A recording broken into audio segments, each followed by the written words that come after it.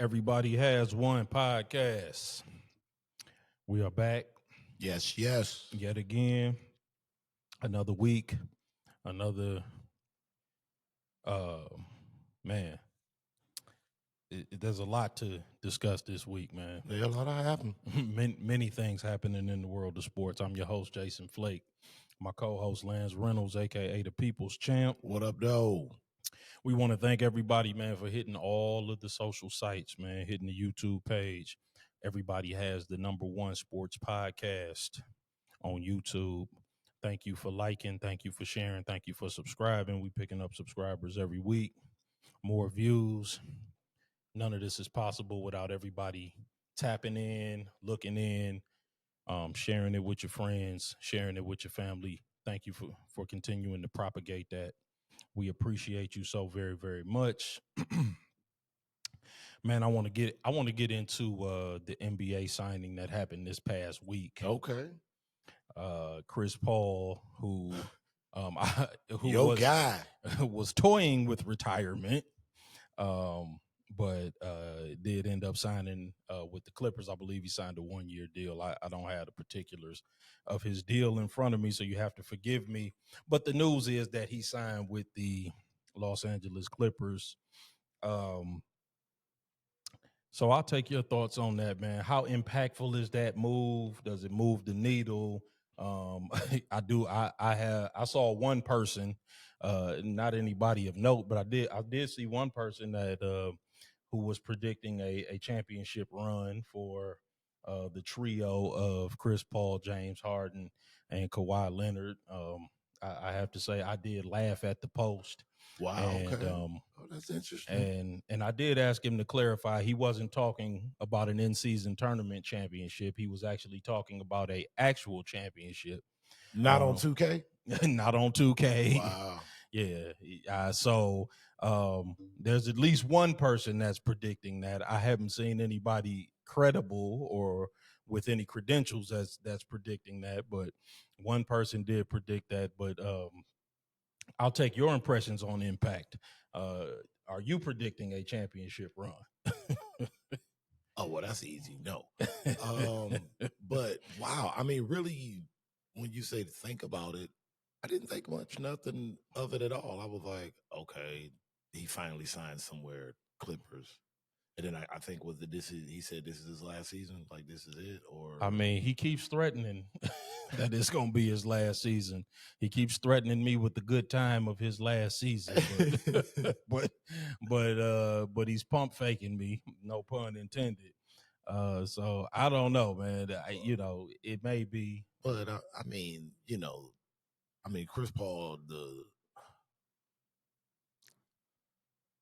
needle moving player, Chris Paul. I think that player is no more. I mean, can he give you some good minutes? I mean, yeah, right. I agree.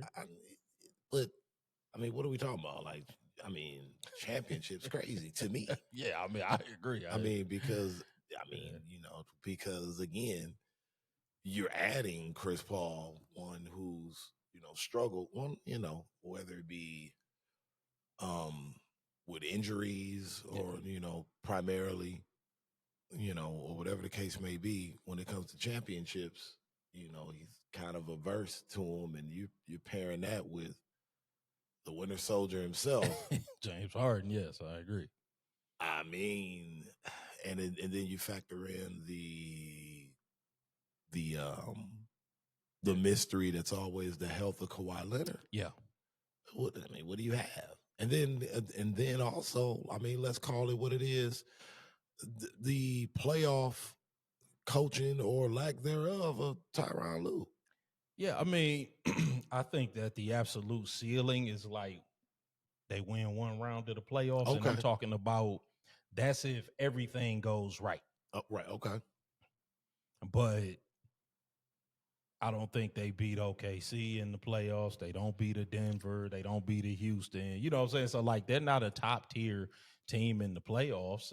Like if they run into one of those, even a Minnesota, I think that they run into one of those teams, and it's good night. I mean, it's so, I mean, how old are those guys? Well, Chris Yeah. Paul, what 40? He got to be in his late 30s. I mean, again, I don't keep up with Chris Paul. And, you know, James Harden, mid And 30s. don't get me wrong. I mean, I respect that Chris Paul is a great player. You know, he's an all-time great player. He's accomplished a great deal. Yeah.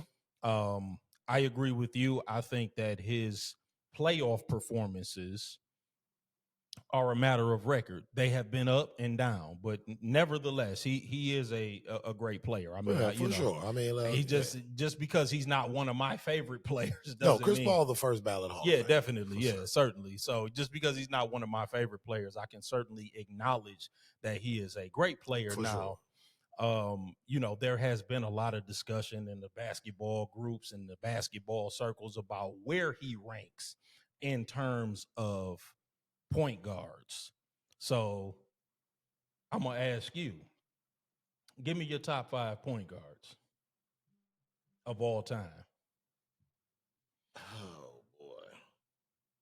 And spoiler alert, Chris Paul is not in my top 5 point guards of all time, but I've heard a lot of people say that he's in theirs. Top 5. Okay. Magic Johnson. Yeah, absolutely. Number 1. Let's just get that out of the way. Yeah. Isaiah Lord Thomas III. That's my favorite player of all time, for the record. Number 2. Yep. Number 3, I have John Stockton. Wow. Okay. Much respect. All-time leader in assists and in steals. Yeah, and I mean, like, those numbers are like Chris Paul can play like 10 more years. Yeah, he wouldn't touch them. So we've got to get to a point where like that means something. Like we've got to like stop treating John Stockton like he played in 1943. Yeah, I mean, right. Like he played 20 years in the modern NBA. Yep.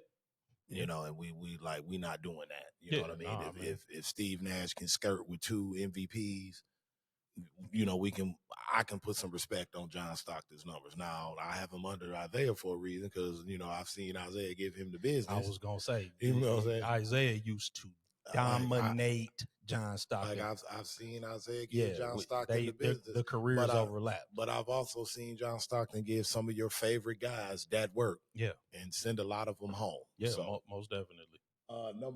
Number 4 for me, I would have to. It's always been a toss-up for me between these two, but number 4, I got Jason Kidd. Okay. I think I don't think it's ever fair to say someone is robbed any year that Tim Duncan won an MVP. Yeah. But I think that 2002, 2003 season. Yeah. I think Jason Kidd was the MVP of the NBA that season. Okay. You know, I that's just me personally. To take that wretched net squad to the finals. I mean, come on, man. You know, and number 5, I got the glove. Oh, wow. Okay. That no Wardell.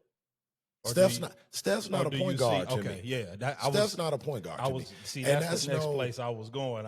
And that's a whole nother different conversation. I was gonna say that. You know what I mean? Like that's he kind of and I say that as not a knock. I say that as that's how different that dude is. He's something different. Yeah, that's how different that dude is. So you would put like Steph, Kyrie. Yeah, exactly. Steph, Kyrie, Dame. Yeah, they kind of lead. They're different. Yeah, they're again. Shout out to Rashad Phillips. They're hybrid guards. Hybrids. Okay. You know, they're 4-level scores. Got it. Okay. You know what I mean? Like as soon as they're crossing half court, they're a threat. They're the ultimate disruptors. They're the game disruptors. When the ball's in their hand, everything shifts. So, you know, that's that again, you're right. Your Steph, your Kyries, your Dames, your Lucas. Yeah. Okay. Like, you know, these guys can just go supernova just by being on the court. And they don't have to necessarily be a traditional call up. Right. You know, get everybody into the offense, you know, like, kind of guys. I got you. You know, like there's a because in that when we had this point guard conversation, and shout out to my man Sean Nelson, he wanted us to have this point guard conversation. Yes. He shout out Nelly. But you know, guys like a Andre Miller get lost in Right. the Yeah. conversation. Yeah. Like, you Who know what I mean? was Like a great very guard. solid. Like Yeah. a great guard. A solid, You know, floor general. you know, your Mark Prices get lost. Yes. You know, your Rod Stricklands get lost. Yes. Even a Tim Hardaway Yeah. Senior. Yes. You know, Yes. Yes. Kevin Johnson. Yeah, I know. Yep. Yeah. You know that. You know, so. But to me, like those five, to me, I weigh, because you know Peyton. I think Peyton defensively was dominant. He was a game changer. Yeah, for a very long time. he absolutely was. And you look at, you know, he won a Defensive Player of the Year, but you Absolutely. look at the voting in the years, he finished second and Yep. third. You know, consistently from the point guard spot, which is not easy. And offensively, you know, he could do everything you needed him to do. Excellent. You know, he could score from the pole, shoot from the perimeter, decent free throw shooter. You know, I mean, he gave you everything you needed. So, and I'd say he had like a solid 9 years. Oh yeah, you know, where he was really good. He had a nice long peak. So that's where my five, like, you know, guys like Oscar Robertson. I've never seen Oscar Robertson play a single game. Yeah, you know what I mean. And then like a Russell Westbrook. Yep. I would maybe put like Russell at like maybe like 6. Yeah. He would be like right. He's like right outside. Yeah, that's where. Yeah, he's like right outside of it to me. Yeah, but that's respect. That's my mind. So my five, you know, I'm a little bit different. I do go Magic. I do go Steph, Isaiah. You know, my fourth, I do vacillate, but I would have to put Oscar in there. Okay. And then fifth, I do reserve a spot in the top 5 for Westbrook. Okay. Because, and I know a lot of people, you know, they like to rag on him, and I don't love every part of Russell Westbrook's game, but I remember how people treated averaging a triple-double one time before he did it 4 times. Right, for sure.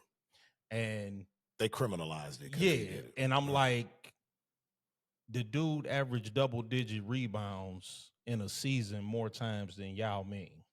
He's the only player not named Wilt Chamberlain to have a 20-20-20 game. Yep. I'm like, the dude. For Nip. Yeah. So I'm like, he's got so many unique records and unique statistics. Obviously, the NBA's all-time leader in triple doubles. For sure. But I'm like, he's got so many unique statistical distinctions that I'm like, I would reserve a spot in the top 5 point guards of all time for him. For sure. And I would die on that hill because I'm like, he's got so many statistical distinctions. And I don't care what you say about going out and grabbing double-digit rebounds at 6'4", you still got to go do it. Yeah. And I'm like, and that's hard to do. Yeah. Because there are guys that are 6'9", 6'8", 6'10" that have never done it. Bro. Never had a double-digit rebound season. This dude has done it repeatedly. Right. And multiple times. And I'm like, you know, I gotta give respect to that. Oh, no. I mean, like 2 guys that you have are like almost like cheating. You know what I'm saying? Like Oscar Robertson. Yeah, right. It's like, I'm never going to argue down nobody on Oscar Robertson. You know, if we're talking the point guard position, you get what I'm saying? And even with Westbrook, like, I mean, you can't really, I mean, I won't argue it. You know, I mean, we can get down to the minutia if, you know, we want to talk about, you know, closeout games and end of game, but if we're talking body of work over seasons and, you know, and he shows up every night. I mean, he has meltdowns. Yes, he does. Yeah. But Russell Westbrook shows up. Yeah. I mean, and plays hard every game. Yeah, he shows up. And I've never bought into the narrative that he is a detractor. Yeah, like a diva or a bad locker room guy. But even if he is, I think that his intentions are always to serve the team. Yeah. I agree. You know, I don't buy like the villain that they try to play him to be. I think there's intense. Like the legit intense, yes, like legit intensity. I think that's just his personality. You know what I mean? And then you know, there's like legit intensity, fake tough, and then like assholes. Yeah, you know what I mean? Just like evil guys. You know what I mean? Speaking of Chris Paul, You're right. I mean, But he's been kind of like, yeah, he been kind of that. That's but why he yeah. been on 100 teams. And again, like to me, like we keep like when it comes down to like you know like a kid and Peyton and Westbrook, they're kind of like all like right there for me. Like if Russell Westbrook to me had a championship, I think he's without question a top 5 point guard. I like agree. To a guy like me. Yeah, I agree. Or like he's on the fence, like he's right there to me. But yeah, for sure. And I think he gets slighted too much. Yeah, I agree. And again, like he gets his name dragged enough where it's all right though to kind of like shout him out. Yeah, no doubt. Yeah, that's why I'm like, nah, man. Yeah, I'm like, yeah, it's time to start pushing back a little bit on some of those narratives about Russell Westbrook. But yeah, man, I want to do some more top 5 lists. I think we're gonna run through some of these position groups in the NBA. For sure. So y'all stay tuned for that, man. And when I post this clip, man, y'all give us y'all's comments, man, and y'all tell us who y'all think y'all's the top 5 point guards in NBA history are. I want to transition to some NFL though. Okay. I do want to talk a little bit. I want to do some Lions because, as y'all know, this is the Detroit podcast. But I want to talk about the TJ Watt contract extension. Mm-hmm. Only because we know that Hutch is going to be due for an extension, and that TJ Watt extension has implications, right? Of course. So I think, what did TJ, did he get 40 or 41, something like that, 41 a year, 108 million, all guaranteed. So we know that, when we see that, we know that sort of informs what's going to be on the table. Yeah, what's going to be on the table for a Hutch. Either now, it would probably be better to do it now because, the sooner the better, so that the price doesn't continue to go up. So we're probably going to have to pay him, around 40, which I'm perfectly fine with because that's the market. The market is yielding about $40 million a year for a pass rusher. I think that's what Myles Garrett got.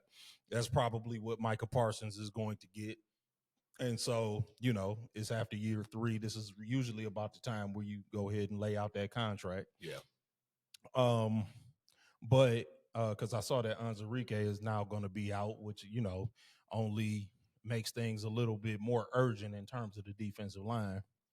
But I wanted to ask you, number one, because we haven't really gone into the Lions. Yeah. What's your outlook for the season? We going all the way in. Okay. Yeah. I think that I believe it was ESPN that ranked all of the rosters. Oh God. And the Ravens was number 1, the Lions was number 2 for overall roster, best roster. And then Bill Barnwell did a ranking of best skill position players for every roster, and I think the Lions was 4th on that list. Wow. Yeah, so which I was fine with. So they're obviously very highly thought of, roster wise, talent wise, and I think the over under on wins is 10.5 without looking. Where are you? In terms of wins, what do you think we land this year? What's the outlook? David Montgomery came out. I don't know if you heard his comments this past week. He kind of saying that this is like a do or die year. We don't want to keep getting close and not getting where we want to be. Yeah. I concur. Well, the way to say the obvious out loud. Exactly. Yeah. He said the quiet part loud. Yes, we don't want to keep getting close and not getting where we want to be. So give me your impressions, man, of the year. What do you think for the Lions? Well, that's loaded. Yeah, man, you're right. So there's a lot there, a lot to unpack there. So, I mean, what do you want to tackle first? The Hutch contract or? Yeah, I mean, do you think they should get that done before the year? I mean, well, of course, the sooner you can always get it done, the better for, all the obvious reasons. But I think, it kind of comes down to what's going to be the number in terms of guaranteed money. Correct. TJ, like you say, kind of set the table. You kind of know what the bar is, or the common denominator is in terms of where we can go. So yeah, you just have to keep in mind he's still, I wouldn't say rehabbing, but this is kind of like a prove-it year. Sure. physically and psychologically probably for him too. I think that's kind of all you want that to all be in sync. Yeah, definitely. So I think that's the big thing. But yeah, we can take care of that sooner the better. I'm all for it. As for the Lions team as a whole, yeah, man, if this team, 10 games sounds about right. I mean, 12, 13 wins. If anything close to that happens, then, Dan Campbell needs like a street named after him immediately. Like, You over or under the 10.5? I think,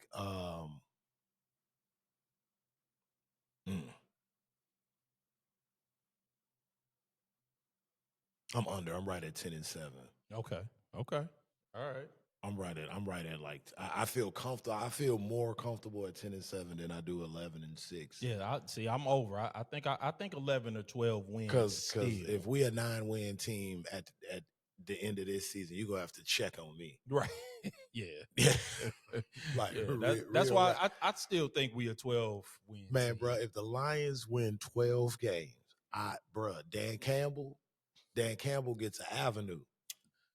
So why do you think we would regress 5 games from last year? I think with a fully healthy roster. I think the biggest thing will be that will be working against it will be the schedule and also the 2 new schemes. The 2 new coordinators. Yes. I think that would be the learning. Everybody's saying that and also too, going back to something that we talked about a long time ago.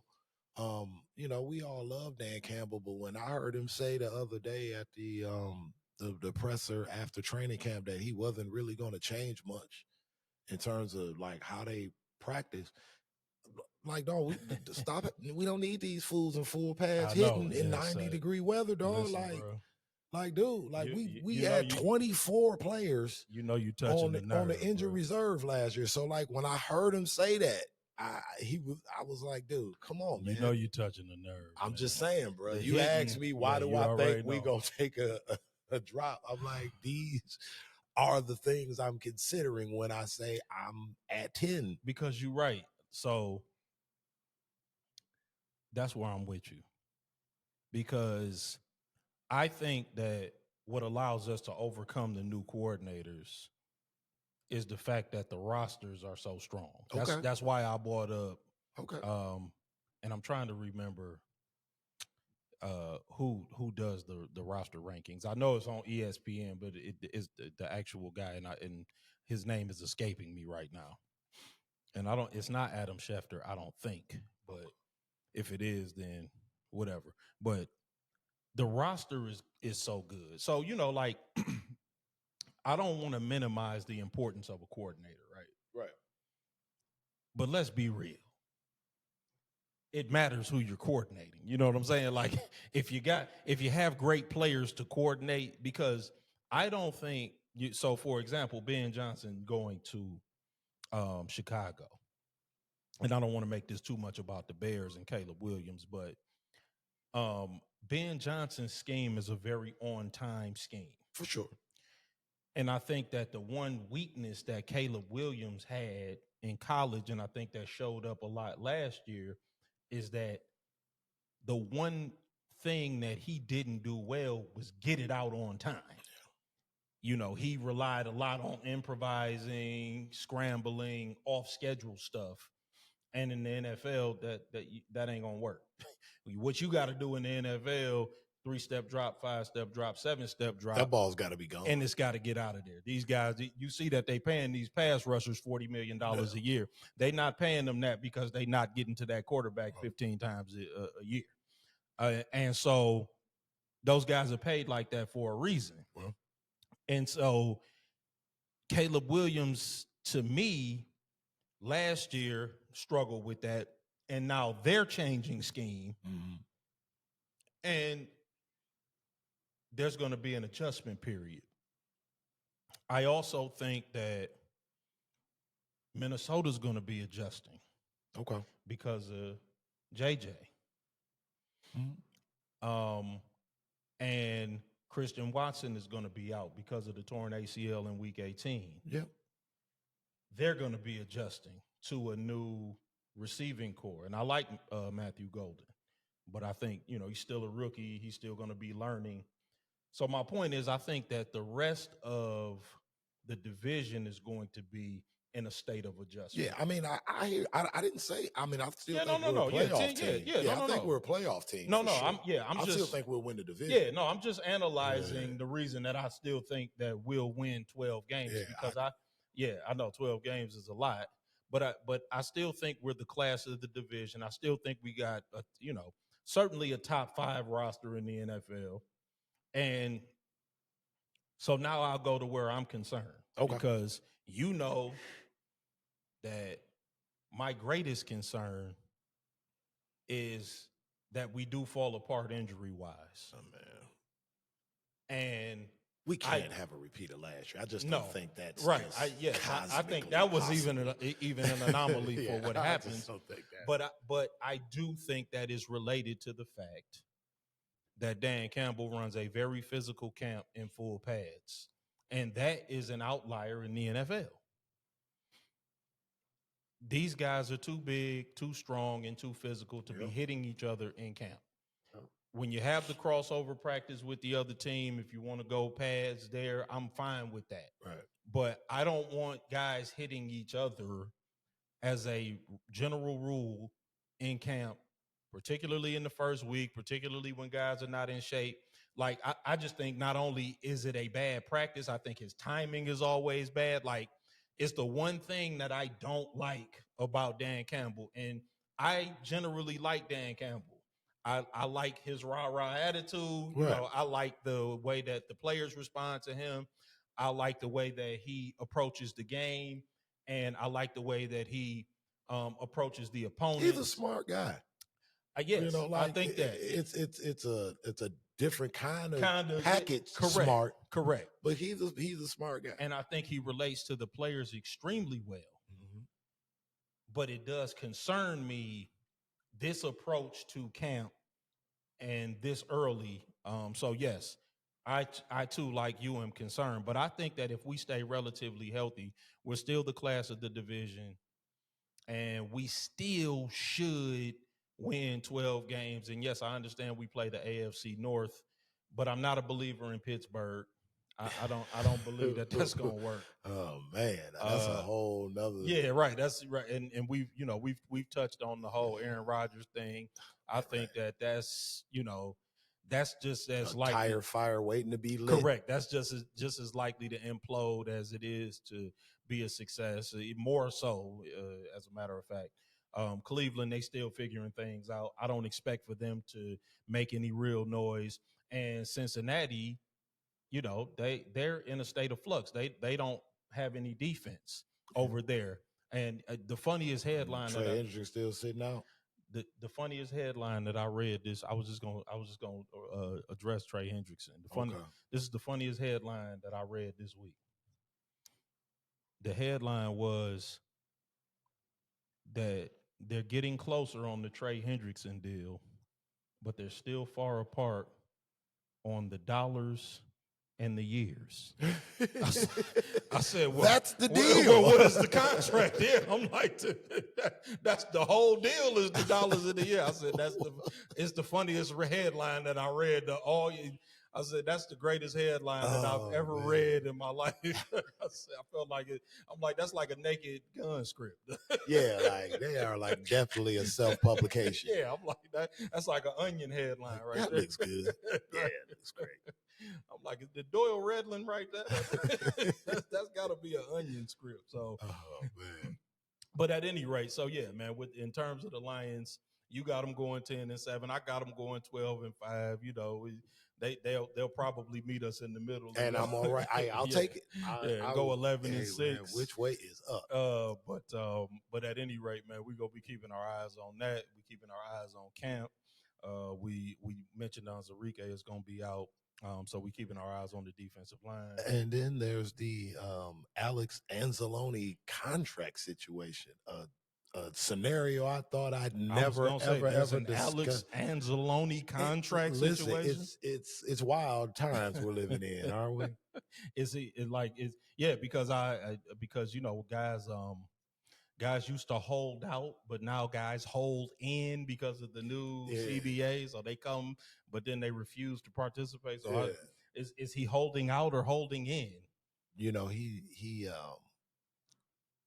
was disappointed in the offer sheet. They gave him an offer sheet, and he didn't like it. Yeah. All right.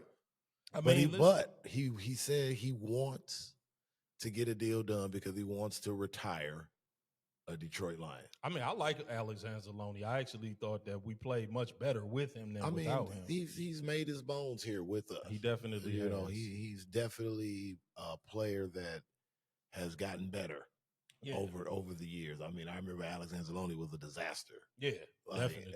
I agree. And to now be one of in the better half. Yeah, of inside linebackers. Yeah, I agree. I thought we played much better with him. Yeah, for sure. So I think, you know, in that, you know, it kind of comes with, you know, he's worked hard. Yes. This will probably, by all estimations, be his last deal. Yeah.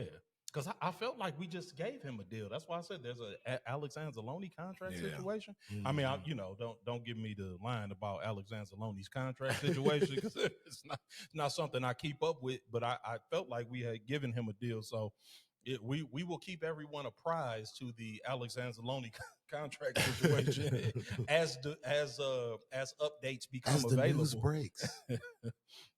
Man, let's talk some boxing, man. It was a couple of interesting, pretty busy weekend. Yes, a couple of interesting boxing matches, man. First, Usyk and Dubois 2 took place, and Usyk knocked out Daniel Dubois. Yeah, in that rematch, and Pacquiao versus Barrios, and what actually turned out to be an interesting matchup. Bless you. Thank you.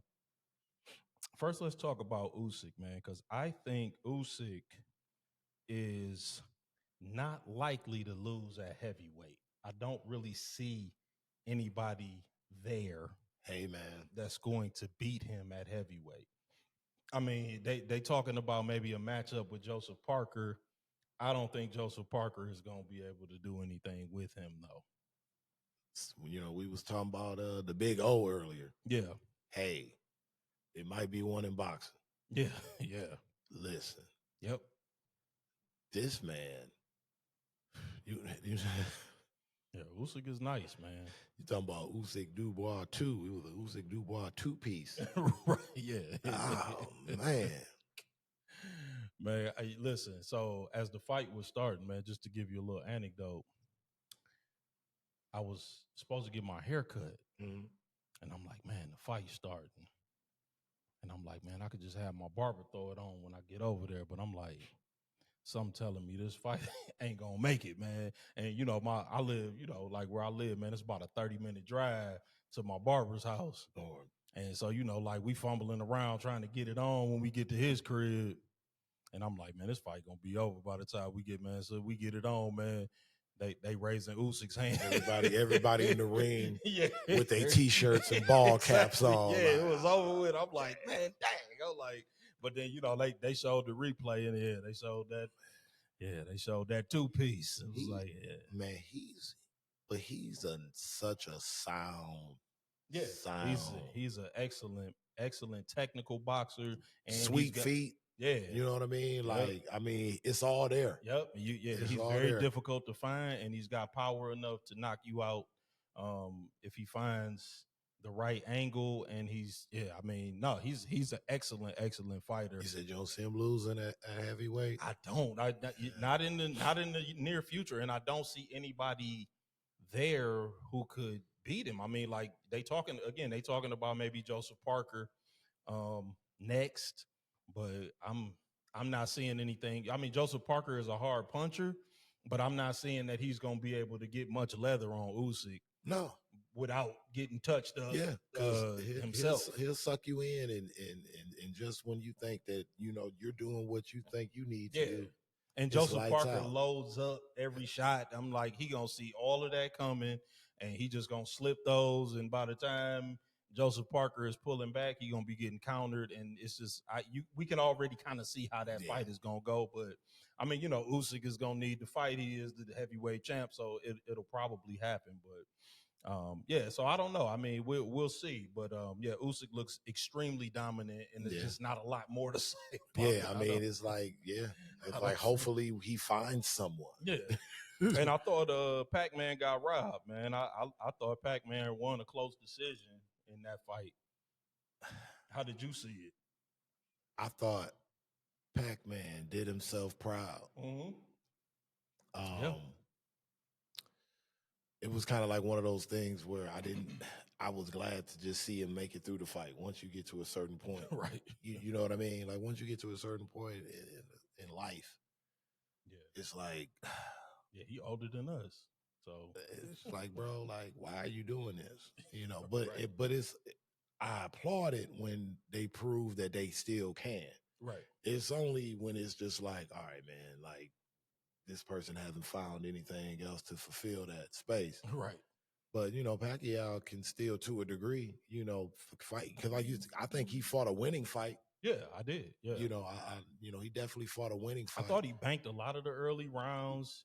He still showed himself to be awkward, very difficult to find defensively. Active, yeah. He landed a lot of good combinations. They weren't all of the 5 and 6 punch combos that he used to land, 10 years ago. He's 46. Yeah, right. But they were still, I thought, effective. I thought he landed the cleaner, effective shots, particularly early in the fight. And I thought he just banked enough rounds to win. Barrios really didn't get active into the second half of the fight. True. And by then, I mean, I thought they swapped a lot of rounds late, but by then I thought it was too late. I thought Pacquiao won a close decision. So, yeah, it was very interesting. A lot of, I thought the commentary was interesting because the commentary, it's always interesting when you watch the commentary. The commentary presumed that Barrios was giving him a lot of respect. I don't know about that. I think Barrios was a little put off by his style because he's got such a unique style. It's not a style that you see quite often. Now, I did feel like Barrios probably could have let his hands go a little more and, not giving so much respect to the power. But on the other hand, you don't want to get knocked out by a 46-year-old. I was just about to say, man, hey, I'm old enough to remember 1994, right. George Foreman and Michael Moore. That's what was going through my head. Had to F around and find out. Like, you don't want to be the climax of the Manny Pacquiao, the Pac-Man movie in 10 years. Yeah. Like, bro, it can happen. Yeah, and I'm like, and I said, I text one of my homies the same thing. I said, listen, he probably taking his time because if you get off balance, I mean, I'm like, he probably felt that Pacquiao still had enough power to knock him out. And that's what you don't want to wake up. Because that's what ends up happening. You start floating around, calling yourself carrying in the fight. Yeah. And then you get caught one time and you're like, oh, no, he didn't. Yeah. But the difference now is like now you're seeing 4 of them. Right. Yeah. That's the thing. And it's like, now it's different now. Yeah. But I mean, Pacquiao, I mean, I think he served himself well. Now, the question is, does he fight again? Right. Well, that's, that was asked of him in the post fight, and he said he would. He said he would fight a rematch. I'm talking about us. Do we watch it? You know what I mean? Is it a market to watch? I mean, I'm mildly interested in a Pacquiao. Don't say it. Oh no! Don't say it. Not the Pacquiao Mayweather fight. Thank God. Okay. I mean, listen. I have a morbid curiosity about that fight. I think everybody not a boxing interest though.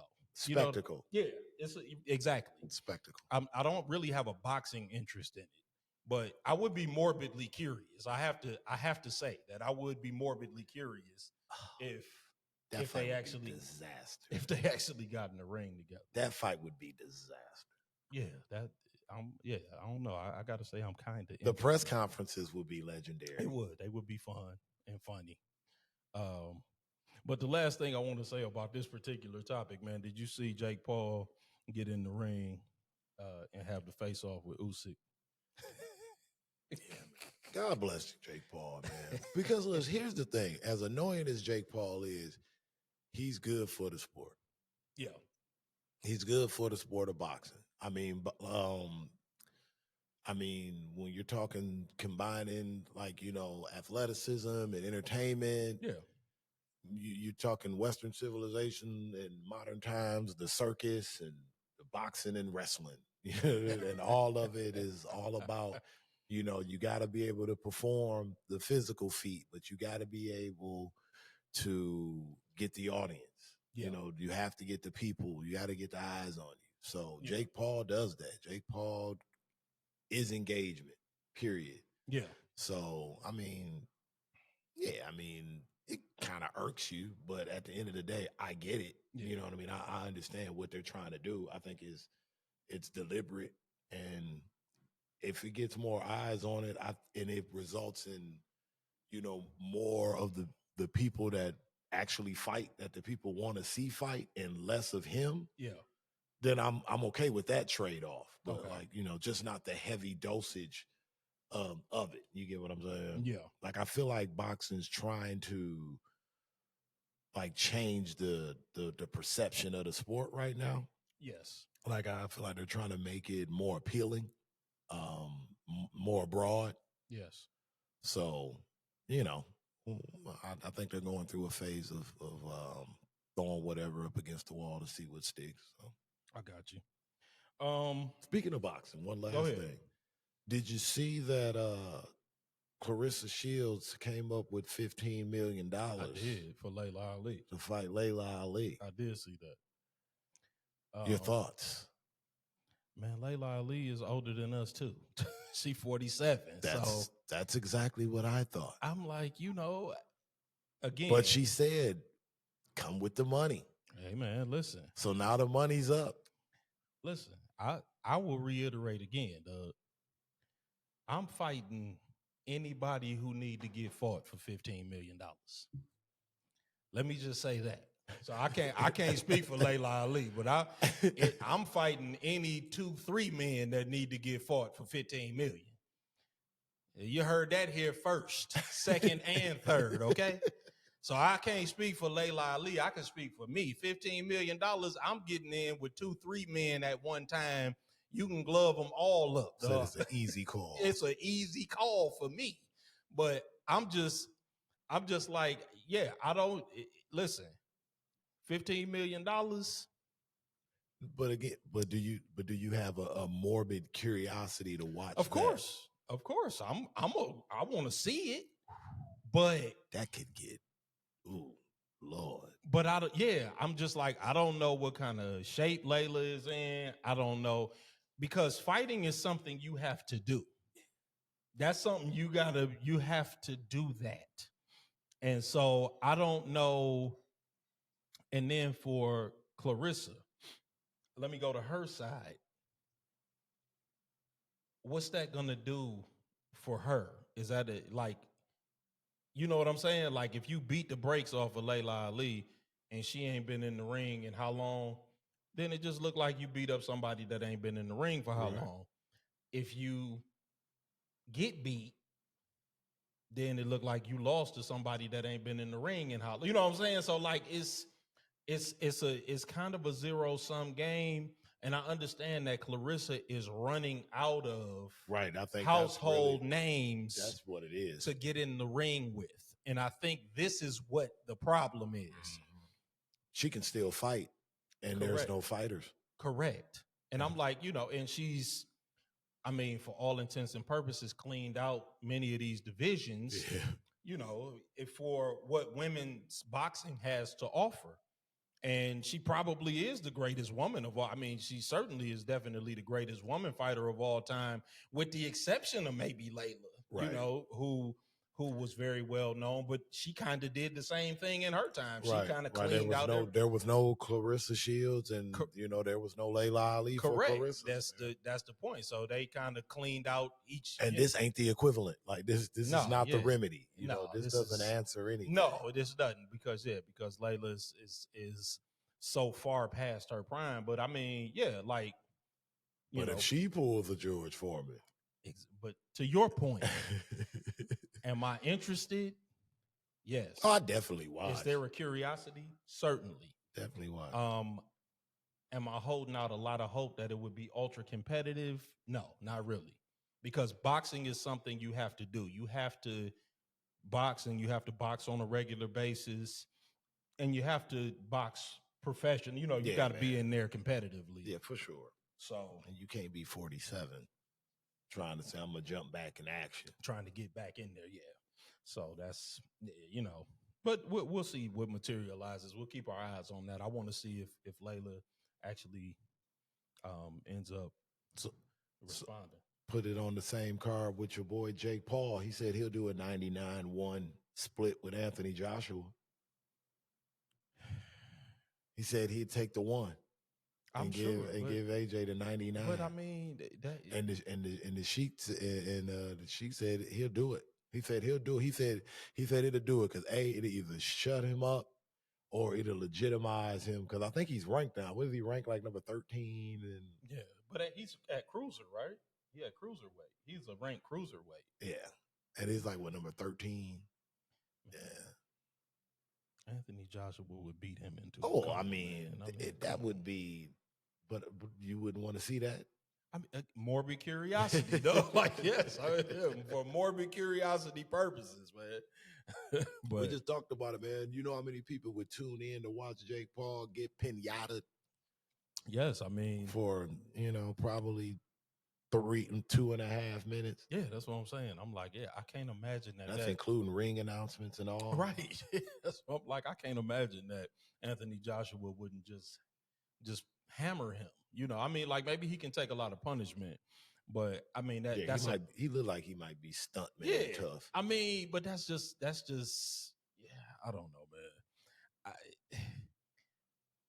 Anthony Joshua is a huge step up in competition, going from Julio Cesar Chavez, who is like Layla Ali, who we was just talking, he out of practice, man, been who's out the locked ring. Up in an ICE detention center right now. Not to mention wild. But man, let me transact, because I want to talk about the WNBA players. Oh yeah, at All-Star break with the "Pay Us What You Owe Us" t-shirts. Mm-hmm. Man, a lot of thoughts on this one. So I think that, just to give some context to what they were saying, I think that in terms of revenue, the WNBA CBA only entitles the players to about 25% of the revenue for payroll. I think is it like 9? Yeah, like they get a very small percentage. They get like 9.3%. Oh, okay. Yeah, they get like 9.3%. NBA players get 50. Right. But the difference is that the WNBA doesn't turn a profit. They actually lose about 40 to 50 million, which is subsidized by the NBA. Yep. And the players make about $10 billion in profit each year as a league. Now, that's not a knock on the ladies. Mm-hmm. When the NBA was 30 years old, they were making very small profits to no profits. The NBA is 80 years old. You know what I'm saying? Right. An 80-year-old stands to reason that they got more money than a 30-year-old. Like, if you just want to put it in common terms, right? Right. They've had more time to build their popularity and their brand.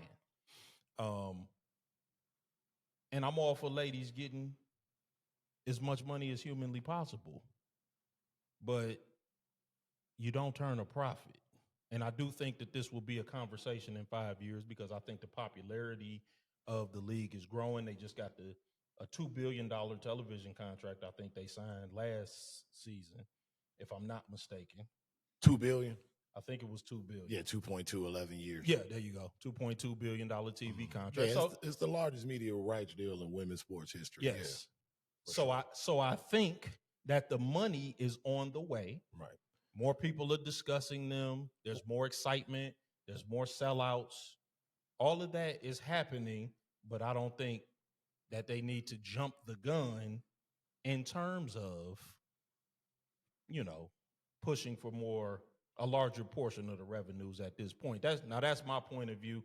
You go ahead, because I want to hear your thoughts though. Well, I mean, yeah, the players, the league lost 40 million like last year. Yes, but to your point, with the CBA, the players get 9, not even 10% of the revenue. Okay, as opposed to, again, NBA players get between 49 and 51%. Right. The big beef is, because again, if they were getting 25%, I think they wouldn't really be tripping that much, because they'd be making more than your top players in the league, making $72,000 a year. Okay. I think what the big stink is that with the new deal, the 11 years, $2.2 billion, right, the structure of the revenue split still favors the holders of the original agreement. Okay. Like the dynamics of the split doesn't change. Right. Like they'll still be getting just the 9% of the $200 million that'll be coming to the league every year over the 11 years. Gotcha. Okay. So that's really like the big stink. In addition to, I mean, like you said, to your point, where the league, it is expanding. Like right. The viewership, it is up. And I think they're adding 5 expansion teams by 2030. You got teams coming back to Detroit. You got Toronto, Portland, Philly, and I think Cleveland. Yeah. So, I mean, yes, it is expanding, but I think what they'll have to do is, I mean, they'll have to renegotiate the split. Sure. Like they'll have to find a middle ground. Now, what that number is, right? Yeah, I would have to get inside the books. Yeah, I don't know. That's totally above my pay grade, but that still, to me, doesn't fully solve the problem long term. Right. The WNBA as a whole still has like a viewership problem. I mean, the engagement's getting better. Yes, I agree. But with the way that the numbers were, I mean, you can't fall off the floor. Right. So, yes, it's like, I agree. Like, but I think it's growing. No, for sure, it definitely is. I mean, you look at the value of the league from 2019 to 2024 went from like 102 million to 200. Yes. So I mean, it's doubled in value. It's definitely growing. But I think to continue to cultivate it, they need to drive more eyes to the product. Correct. And I think in order for them to do that, I think they got to make a deal with the devil. They make a deal with the NCAA. Yeah. Okay. They make a deal with the NCAA. You go back to like how they did it like in the 70s. You know what I mean? Like you take it back to where all the seasons when that sport was happening, it was happening in middle, high school, college, pro. Okay. You had a women's college basketball season happening right when the WNBA season is happening. You package those marquee players in the nation and those schools and those highlight matchups with your marquee WNBA games as double headers. Okay. You let these girls come out early if they want to come out early. And since you get more eyes watching NCAA basketball, especially in February and March, you drive those eyes right to the product. Okay. And try something else. Because I mean, it's been 30 years of the pass model, and you've just gotten, an uptick. But where did that uptick start? Right. At the rivalry of the most watched female college basketball championship. Yep. And then Paige Becker's, probably the most decorated college player, if you want to talk from UConn, since Stewie. Yep. You get what I'm saying? Bought the eyes. Yep. So why haven't the light bulb went off to somebody in the WNBA front office and say, look, we're paying these ladies anyway. Raising Cane, they ain't got no problems opening up the checkbook. Right. So you might as well consolidate the TV money and just run it. Yeah. That's Okay. I mean that's that's my little 2 cents. No, that sounds like a good idea. And to and to back you up, I think that a lot of what is happening with the ownership, and just to expand on the topic a little bit, is that a lot of times what happens with employees is when they see, okay, we starting to make some money, we want more money, is that they don't realize that these franchises still been losing money for 30 years. Right. And we've been being subsidized by the NBA for 30 years. Yeah. Now, of course, I don't think the NBA is going to want their money back, but the franchises are like, listen, we still want to enjoy the fact that we're going to be able to still make a little bit of money. We want to get what we got in this for. Right.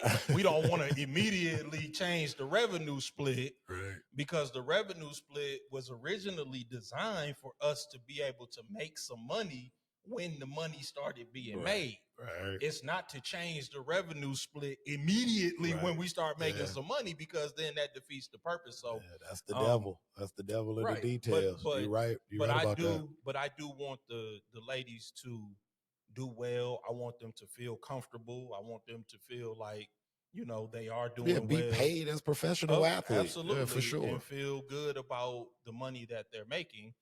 So I understand what they're saying, but they have to be patient.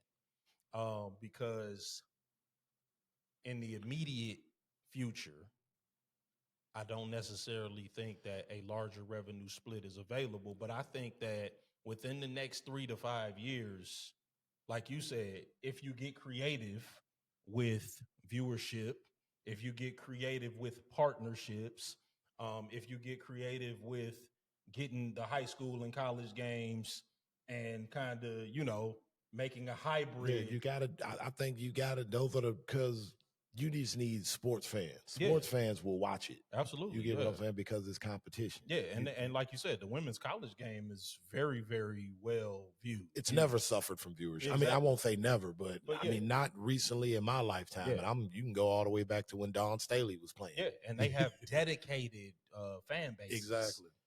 That's why the women's college game is not like the women's professional game. Right. The college games have dedicated fan bases that stay with the team. Yep, for sure. So it's kind of like professional baseball, where the fan bases are regional. Like Tigers fans are supporting the Tigers. Yeah. We stay with our regional team. So I wonder, and I haven't heard this, and I guess I got to do a little more digging myself. I don't know if the ladies have a number.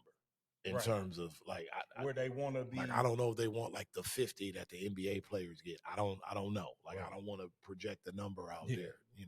What's their number between 9 and 50? I don't know. Yeah, I agree. I have to find that out. But like I said, hopefully they get to some type of happy medium, because they're at a point now where the league, it is, the product's definitely getting better. And I'm telling you, man, listen. It's some girls coming down the pike, man. Not just in college. I'm talking about in high school. Yeah.